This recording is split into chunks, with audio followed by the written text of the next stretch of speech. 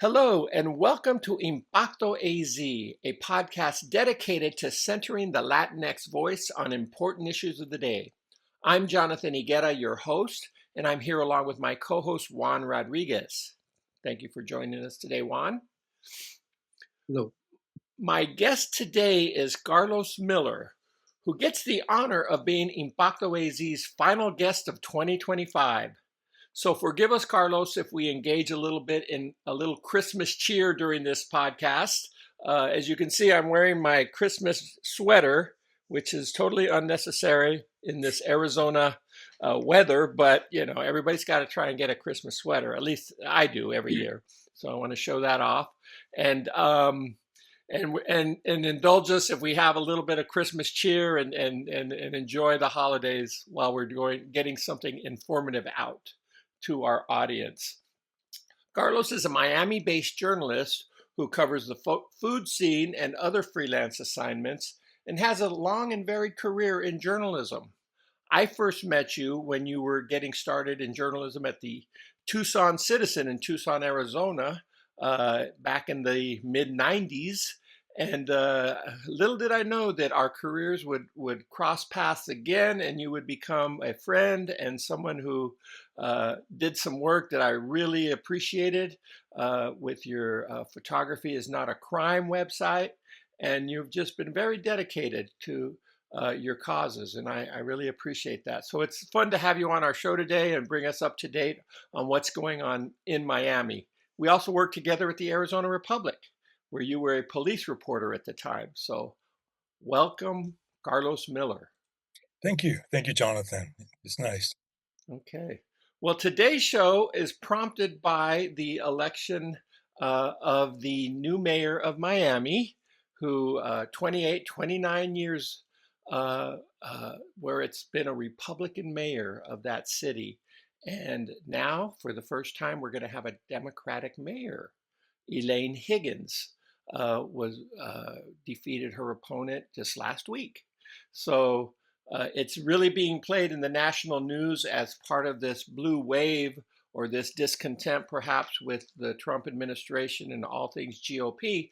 But Carlos is here to fill us in on what's really going on in Miami. Because I know, first, Carlos, maybe you can do that. Tell us a little bit about you personally, your Miami connection, roots, and a little bit about your career so our audience has a sense of who you are and what you've done.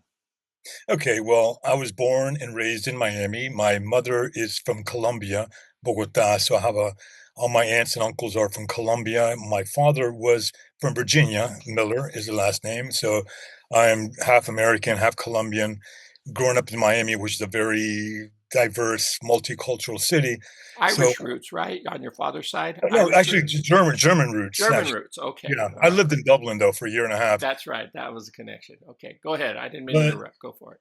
but yeah, so I grew up here and I lived here till I was 24 or 26 almost. Then I went to Europe for a couple of years. Then I lived in the Southwest where I met you. I worked in Arizona, New Mexico, California, and I came back to Miami after 10 years. And funny enough, the main reason why I came back to Miami was back in 2004. And if you remember the 2000 election, Gore against Bush, where it came down to 538 votes in Florida, in favor of the Republicans, and there was all this scandal, the hanging chads and all this stuff, where I was thinking to myself, I was like, man, if I lived in Miami, I think I could have gotten 538 people to vote, maybe, right? I mean, I could have helped. I mean, that's not a lot of people. So that was one of the main reasons why I came back to Miami right before the 2024 election, and I got really involved in the way I got involved as a photographer, where I would go out and take pictures of the Democrats doing their thing, and there was a lot of excitement. And as you know, we can get into this as well. The Cubans here are very, very Republican. So, there were some Cubans who were Democrats, and actually at that time, there were more Democrats than Republicans in Florida. There were more Democrats than Republicans in Miami. And that recently changed because of Trump, and in my opinion, in my observation, that the Democrats are very weak and soft in Florida, and we get into that as well. So it's, at the Okay. time, Florida was a very what do you call it, a battleground state, right? It could have Yeah. gone either way. Right. And we went for Obama, we went for Clinton, and but it's no longer. It's no Right. longer Things that. changed. Things Things changed. change, Yeah.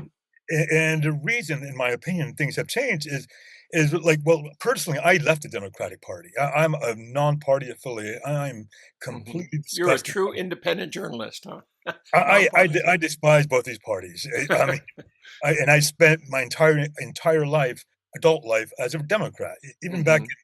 in Dukakis, when all my friends made fun of me, I voted for Dukakis, my first election. Right, right. Yeah, I So remember walking some precincts in my college days for Dukakis, and me and my girlfriend got back to our apartment, and we looked at the results and went, "Well, that didn't help at all, did it?"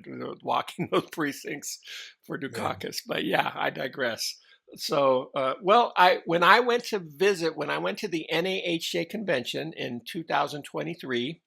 That was the first convention I had been to in a few years. COVID had interrupted my career went a different way from journalism for a little while. But you gave me a great tour, I remember, an afternoon there. And not just that tour, but also what was happening at the convention. It became very clear to me that Florida was going to vote for Trump. I went to a couple of political sessions there where, and it kind of shocked me at first. I didn't realize that the support for Trump was so strong there, but there were some pretty high profile political consultants who said, bank on it. This is not, Joe Biden is not getting the votes out, not going to win Florida this year. And they were absolutely right. So, based on what you're telling me now, how you came back to try and become a strong voice and help Democrats get elected to what transpired, what happened there? It seems like it's the Biden administration where people soured on the Democrats, but you tell us what you yeah. think happened. Okay, what happened is this, it's Miami is at the very southern tip of Florida.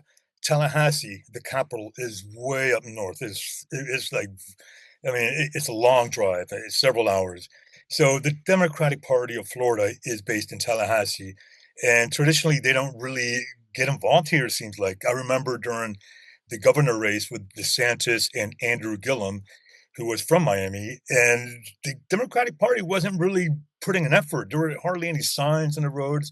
You had DeSantis signs all over, and Andrew Gillum was from Miami. He was very popular, and he lost the race, and then that's when I started realizing, oh, the Democratic Party, they're not putting in the effort. They're not putting in the effort, and there's all kinds of scandals that have gone on, and within that part, within the Florida Democratic Party, and, from 2000, the crazy thing is to me is from 2000 to 2024 when Biden was in office, that's when I left the party, and I have very personal reasons for that, and mostly it was about the police. When he wanted to fund the police with all these $10 billion of, COVID funds, where all I'm about personally, I'm about defund the police and use money to help people. That doesn't mean Hmm. get rid of all the cops. It means get rid of the bad cops and use that money to help homeless people and to help people who are hungry, to help people who have mental issues. So many issues that really that Hmm.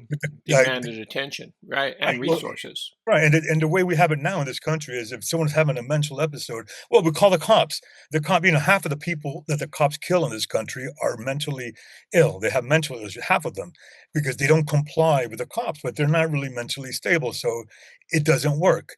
It doesn't work. So, and of course, crime is also driven by poverty. So if you address poverty and if you address mental health, there will be less need for police. Right. And you say this not just your personal beliefs, but I know that you were heavily involved in your nonprofit Photography is Not a Crime, where you were documenting police abuses. I don't know if we want to go in that direction quite yet. Maybe we'll save that for later in the show, because since we're talking politics right now. But you do have a strong background in documenting police abuses, yourself, where you were a victim also of some of that abuse, and you really had a strong uh, presence there going forward that was showing even prior to the George Floyd episode about some of these abuses that were going on. But I Yeah, I don't know if mean, we want to go there now, but you tell us a little bit about that, and does that play into any way your politics that you're explaining oh to yeah. us now? I mean, look, I covered the police as a mainstream corporate reporter. I covered the police beat in New Mexico and Arizona and in California, and that's from the corporate media side. I covered it from the independent media as a journalist for 15 years. I covered it as a victim. I've been arrested 4 times for taking photos, and I beat all those cases. That was the whole point of my website, is to educate people on the right to record. Now people know. At the time, people were not aware that we had the right to record police, even though they were recording us. So I had to educate people. I paid a price for that. And then the problem I had with the Democrats with Biden was after the George Floyd incident, the murder of George Floyd, you know, all these Democrats came out and they were all dressed in their African garb and they were kneeling and doing all this all these basically it's just a performance. And but when it came down time to actually address the issue with money, you know, Biden said fund the police with $10 billion rather than help people. And I would say I said, no way, I'm not going to support this party anymore. Hmm. And Yeah. then I don't agree with the whole Gaza genocide at all, that we're funding that. So I'm not going to endorse that. And I know people in this country tend to support that, but not me. Well, Carlos, you're between a rock and a hard place. Yeah, The I'm not. Democrats support things that you can't abide by in your heart, and the Republicans do things that you can't abide by. What are you going to do? Are you just going to sit out the vote, or do you just make your choice on a case by case basis when you go Yeah, to the I ballot mean, box? right now, if vote again, I'll be voting for supporting politicians who do not receive money from APAC, so they can prioritize the American people over a foreign country. I mean, it's got, you know, I would say the same thing if this was Colombia, where my family Hmm. lives. If we're giving more money to Colombia to kill their neighbors, I would be no way, man. No, no, that's unacceptable, right? Right, right. Well, I But appreciate your ethics and your beliefs and your stand on that kind of stuff because you've proven that you get behind what you believe in. But back to this let me Miami let me make another mayor's point race. though. Let me Okay. make a so that was my reason for leaving the Hmm. party. But from 2000 to 2024, 1 million Democrats in Florida left the party. That's a huge amount. 1 million Democrats. Yes. Right. And this happened right after Trump's first administration. So, and they had their different, they weren't like me. They were probably, oh, the trans issue or this issue or that issue. They had their own issues. But 1 million voters left the Right. Democratic Party, which is huge. Right. And They now have like what, a 1.2 million registration advantage. The GOP now has that advantage. Probably Yeah. because, yeah, I mean, and a lot of them became NPAs like me, and maybe some of them joined. A lot of them, they had the different reasons, but I guess the Democrats, they want to please everybody, and they end up pleasing nobody. You know, well, the Republicans don't care; they'll please their base while collecting their money from the corporations, as the Democrats do. But the Democrats don't. They don't follow through. They don't really care about their base. They say they do, but when it comes down to it, they don't. They really don't. And Well, something's happening there in Miami, as witnessed by this recent election, where the pendulum's starting to swing back a little, wouldn't you say, with this election of Eileen Higgins as mayor? First time in 28, 29 years that a Democrat has held that position. well, um, no, not exactly, not exactly. And let me see. There are some people down here, especially the Venezuelans, who have buyer's remorse for voting for Trump. But let me explain. To me, this is more of it was more of an action against the corruption we've had down here for decades with local mayors and local politicians. And so, just let me give you some background. The last Democrat who was mayor is Xavier Suarez, Hmm. who is the father of Francis Suarez, who is the current Republican mayor. Hmm. Xavier Suarez was a mayor in the 80s and the 90s, but then he got removed from office in 98 because he won on fraud. He basically they were getting dead people to vote, or they were using dead people. I know. So, I thought that was a Chicago maneuver. no, Juan, or no, maybe it I happens don't here. mean to misspeak here. I might be wrong, It but happens in Juan's my from Chicago. That's why I mentioned Chicago. well, Uh, yeah, I mean, so then he was replaced by a guy named Joe Carollo, is a Republican and very corrupt as well. And so the local media they call him Crazy Joe and Mayor Loco, Xavier Suarez, right? So both of those people were running in this election, right? And Xavier Suarez is now a Republican. And so, people down here are just sick of these people, right? They're sick Mhm. of all. I mean, the politicians that are running, with the exception of Eileen Higgins and Emilio Gonzalez. I don't think he ran before, but you had another guy named Alex de la Portilla. All of these people are horrible people. They got Mhm. there's no shame in their corruption. Mm. Absolutely no shame. So another thing that needs to be pointed out is this. It's So what you're saying though is that Miss Higgins was elected not just because she was a Democrat, because they were really rebelling against some longstanding corruption allegations and actions, and it really wasn't a rebuke of Republican policies as much as it was a rebuke against corruption, huh? well, part of it probably was too, but again, let me explain more. The city of Miami, when people who are not from Miami, they think of Miami, they think the entire county is, they think Miami is South Beach. No, South Beach is Miami Beach.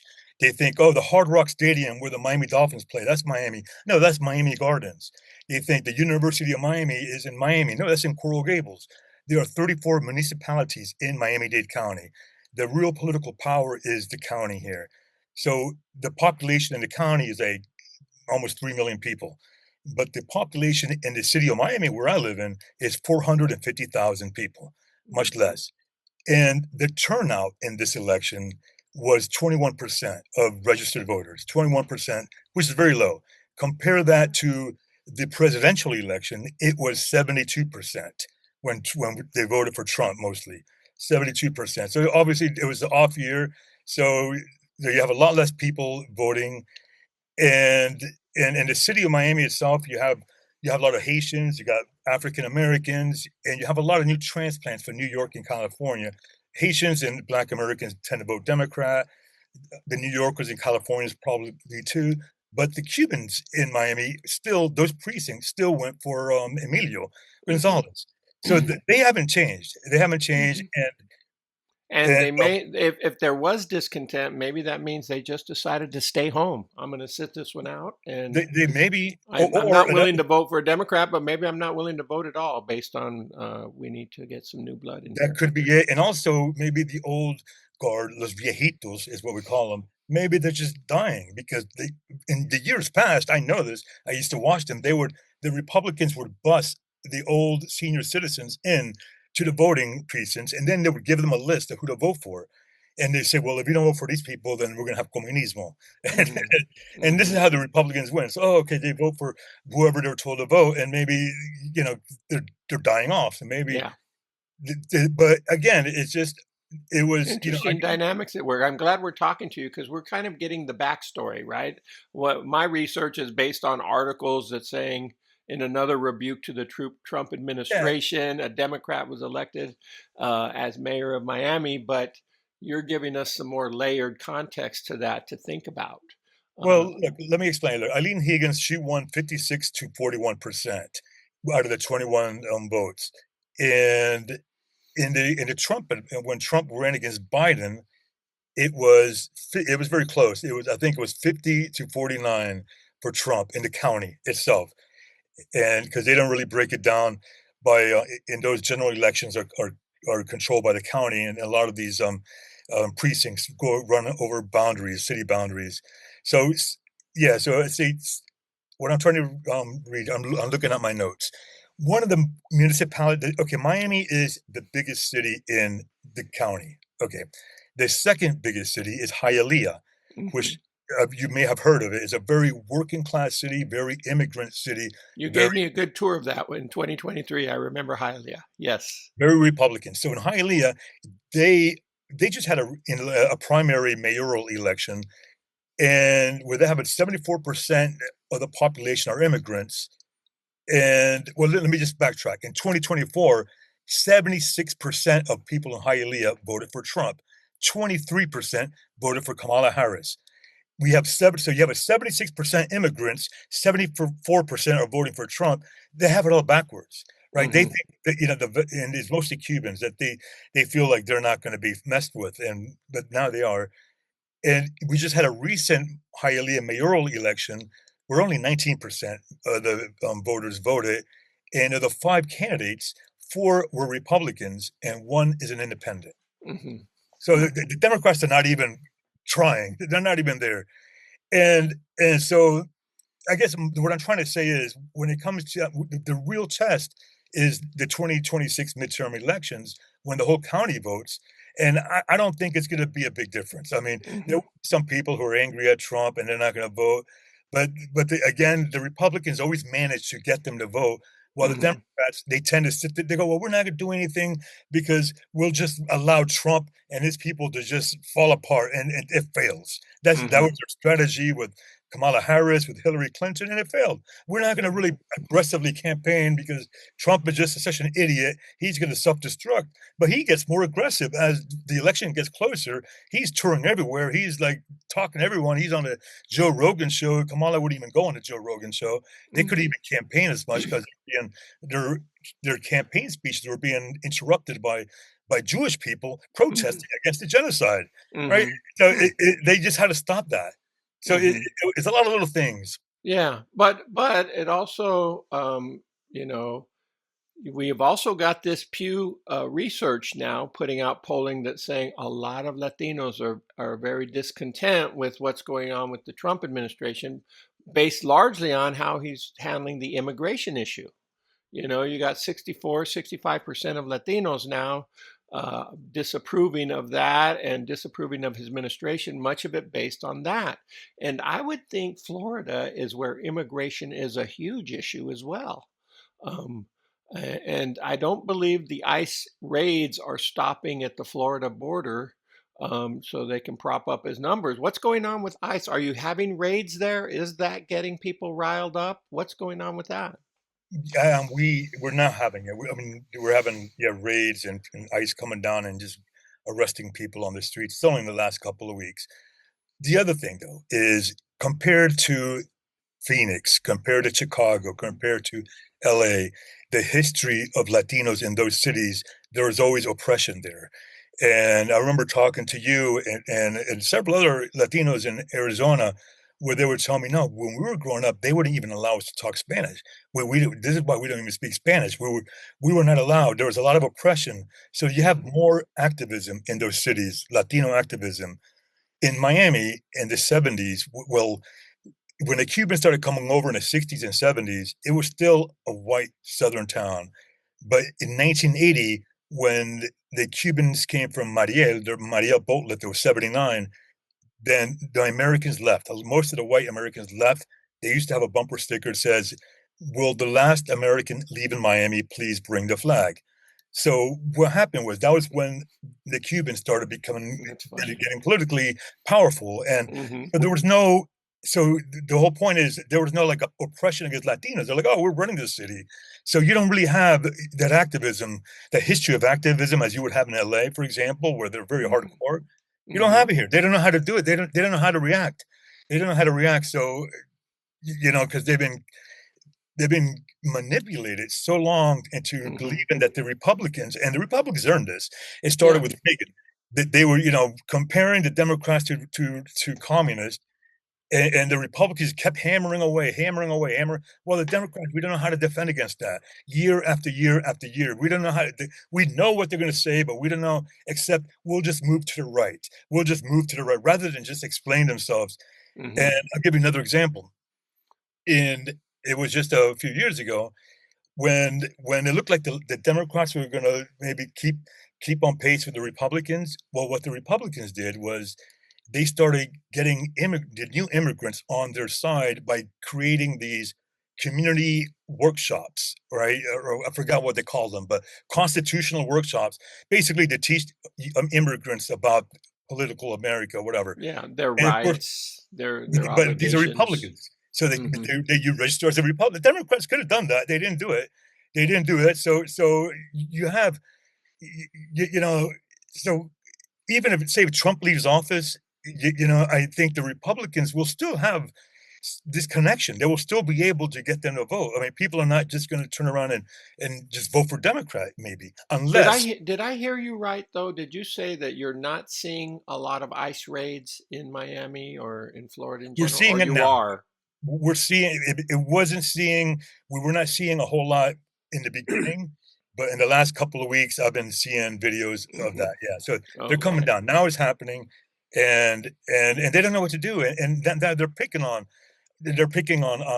a lot of just poor people, working people. They're getting people, landscapers, you Hmm. know, getting pulled over in their landscaping trucks, and it's horrible. The whole Yeah. thing's horrible, right? And that's starting, and I don't know if that's going to make a difference or not. But the other thing that I was going to say is when the Democrats win in Miami is because the politician has a lot of charisma. Barack Obama, Bill Clinton, they won big in Miami, and Hmm. Biden didn't have that. Kamala didn't have that, and I guess they think Trump has that, right? I don't think he does, but they Hmm. think Trump has the he's macho. They love that. Él es un hombre Yeah. macho. They say Strong that. man. Mhm. He's a strong And, man. Well, even they like among that. Mexican Latinos, they were finding that of those who voted for Trump that they liked the macho image. He was talking economics. So it's not just in Miami. But anyway, Juan, what were you thinking about all this? You've been listening to all this. Any thoughts, any questions you want to pose or anything? Um, well, I very thankful that Carlos is here explaining it and breaking it down for us. For me, as a Democrat and work mainly in Democratic Party events, campaigns, I, um, I think that any Democratic win is good right now. Uh, you know, in today's climate, uh, it's been eye opening. Um and I just find it fascinating because my Florida is one of the few states I haven't really worked in. I mean, I, um, I worked the spin room at one of the Democratic debates one time, but that was just zip in and zip out. I had never been embedded on the campaign there, and I just find this fascinating. Although I do want to add um, to the dead voting issue in Chicago. There's a story of a ward boss who's retiring, and they give him his watch, and he gets up and he talks, and he gives his speech, his going away speech, his retirement speech, and he says, "When I die, I want to be buried in Cook County because I want to stay active in the Democratic Party." It's an old standard. Yeah. I'm sure there's variations Yeah. around it about it around the country, but the first time I heard it, I was a very impressionable young man, and I heard it in Chicago. Of course. Of course. Uh, Yeah. but um, so after this election happened, um, what's next? Can the Democrats parlay this into other things, or was this just a one-off? Okay, let me say something. The mayoral city, the position of mayor in the city of Miami is mostly ceremonial. She doesn't I have a lot see. of power. The county mayor has more power. Although Eileen Higgins did say, and she was endorsed by the police union, which is another thing I'm kind of skeptical about, but she did say she's gonna forbid the city of Miami police to work with ICE agents. We'll see what happens with that. We'll Hmm. see. But even if she Okay. does, the county police are still doing it. So and they're the biggest law and police force here. But we'll see. And that can change. I mean, Trump can be very intimidating. He'll start sending lawyers and Hmm. so I don't know, but that would be good. I mean, that if she does that, then I definitely would respect her. She's like another thing that I think people liked about her is I mean, she's from Ohio, she lived in New Mexico, but she's lived in Miami for, like, 20 something years. They call it la gringa, right? Hmm. So I think a lot of people say, "Yeah, enough of these Cubans," because unfortunately, the same old Cubans are the ones running, and they're corrupt. Most the honest Cubans are not running, and you have this handful of, family members and it's like and it's how the hell do we have Xavier Suarez running against Joe Carollo 20 years later after the whole dead man voting scandal when they're both Hmm. horrible. They're both been it's crazy. It's crazy. And they were And always to, and to her credit, I was reading that she does speak Spanish, Eileen Higgins. Well, I mean, did you she's know lived that? there for 20 years, so Yeah. I met her a couple of times, and she's a nice woman, and Hmm. there's nothing bad I can say about her. She probably speaks Spanish because I mean, Hmm. you tend to pick it up. I mean, Yeah, Yeah. you almost have to there, huh? I mean, here is like 70%. In my neighborhood is 70% immigrants. I mean, everybody talks Spanish. Like I go out there and everybody talks Spanish. Like the stores, the restaurants, and then you could talk. They may talk English, but they'll talk to you in Spanish first. It's like we English is a second language here. we did have that memorable taxi ride that I had with you when I was visiting over there, where we were picked up. It was a Cuban immigrant driving the cab, and my Spanish is kind of lame, but I do understand it mostly. But I didn't understand this guy at all. And you said that's all right. That's Cuban Spanish. But with the part I did understand was that he knew Arizona because he had crossed the border in Arizona and made his way back to Miami, where he was now driving a cab. And I was like, wow, that's an important I just I'll always remember that he said that he knew Yeah, I mean, Arizona. this is a city of immigrants, and so it's weird to me that the immigrants voted for Trump. And I used to get really angry at them. I'd be like, "How stupid can you be?" But then after paying attention through all these years, I started seeing it's really the Democrats' fault. I mean, they're there for the taking. You have to. Here's what it boils down to: when the Republicans lose an election, they get to work the following day, right away. They're going back to work. They're work, work, work, work. The Democrats, they're not going to do anything until like 2 or 3 months before the election. And then by then, everybody here, oh, you're comunista, socialismo, or, you can't. So they don't put in the effort. The Republicans do. And now we're seeing what happens when, And well, how did Obama and Clinton overcome that type of mentality to win? First of all, I should also point out when I was reading, it says Miami has more registered Democrats than Republicans. I, does that ring true for you, Carlos? That's what I had well, read in one of the reports. it may be true. I thought it had, because it used to be true. I mean, and maybe it still is true. The city of Miami, maybe. I mean, Yeah, the city of Miami, that's not the probably county. true. That's probably true because you have, a lot of Black Americans, Black Haitians, you have a lot of transplanted New Yorkers, California. Here you have Jewish people, although Jewish people are kind of moving up north and they tend to vote Democrat.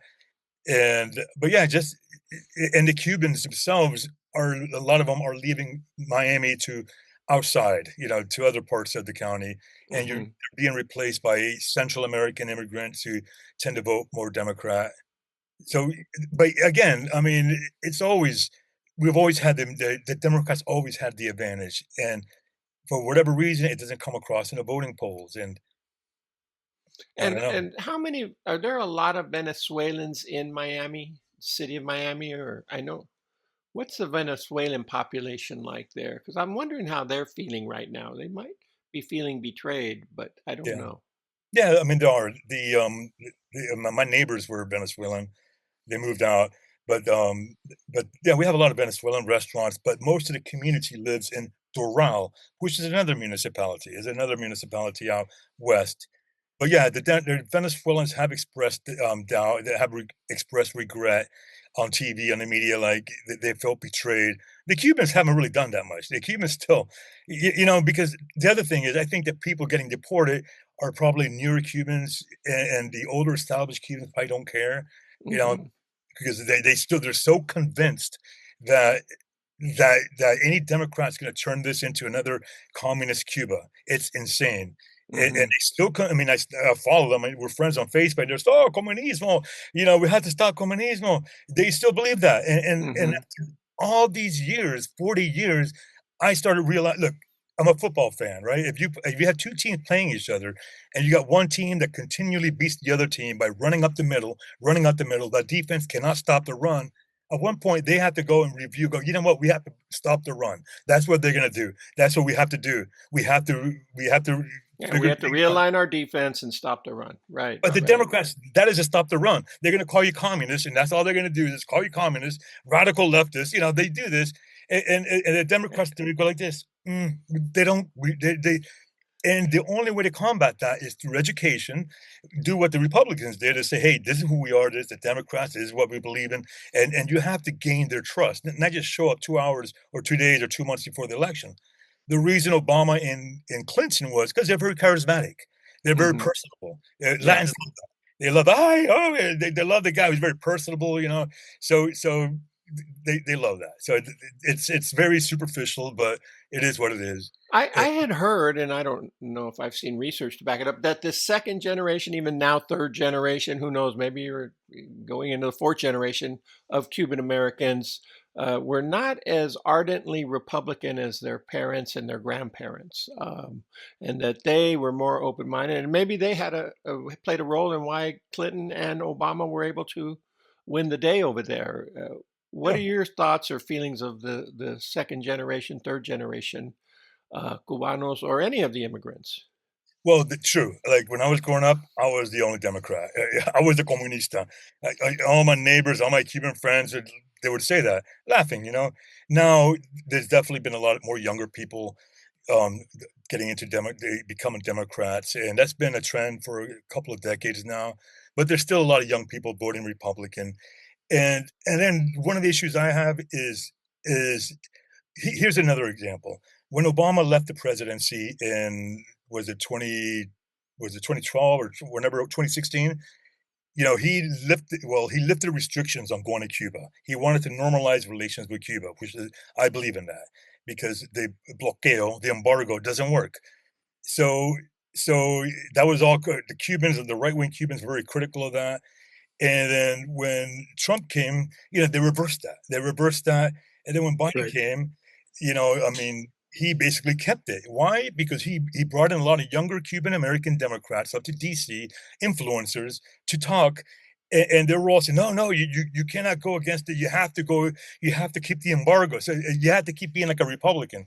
Hmm. Because rather than reverse it, going back to the way it was, because that was actually beneficial for the entire country and in their country as well, because we open up trade, and we don't want we don't want like this enemy country in our backyard. Right. Why would we want that? But no, so they didn't do it, and so they're still the younger Democrats still believe that the key to winning is to move to the right. Hmm. And even our Democratic politician, the governor Charlie Crist, he was a Republican. The guy running now, I think, is a Democrat, but he's a Republican before. All this stuff, and so It's I don't you, know. you, you to win Florida. It's becoming clear to me. You have to understand the dynamic, and not just the Latino dynamic, but the whole state and the southern part of the northern part of it, the southern part of it. Yeah, So, you man, gotta those be you gotta be consultants.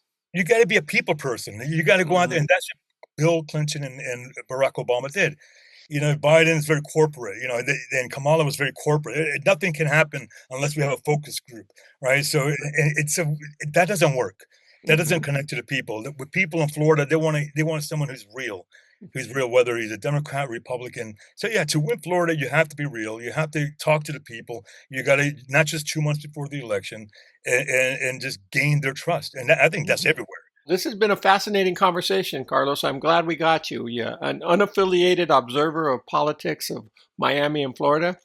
Great information. I mean, I can't dig under those covers and peel back the onion like you're doing right now. But before we sign off, and I wanted to give you a chance to talk a little bit, tell us a little bit more about Photography is Not a Crime. And I bring that up because I followed you when you left Arizona and when you started that nonprofit, and you were really a warrior when it came to that. You were out there doing to some, very unpopular. I know you came under a lot of pressure from police and organized unions and others who were really not wanting the information put out that you were putting out. And to me, it showed you had a lot of courage and a lot of guts and a lot of energy.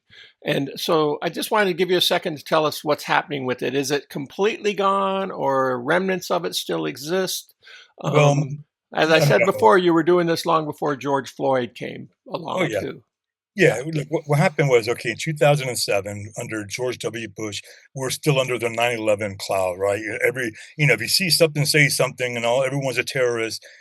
I had just, I just came back to Miami from 2004. So all those years, I was going around taking pictures of Miami, just taking pictures of buildings and bridges.